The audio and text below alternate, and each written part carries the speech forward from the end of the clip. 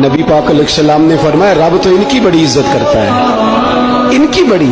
और मेरे नबी पाक ने फरमाया गुनाहगार मोमिन भी जब दुआ के लिए हाथ उठाता है तो अल्लाह फरमाता है फरिश्तों इसे खाली ना लौटाना, मुझे शर्म आती है से खाली। पर तू उठाता ही नहीं, तू उसे मनाता ही नहीं, तू कभी लिपटा ही नहीं, तूने कभी कहा ही नहीं कि या अल्लाह आ मैं तुझे ले जाऊं। हजरत साद बिन नबी वकास के पास कादसिया की जंग हो रही थी, काफिर बुला रहा था आओ अगर कोई है तो आओ, आओ मुकाबले में।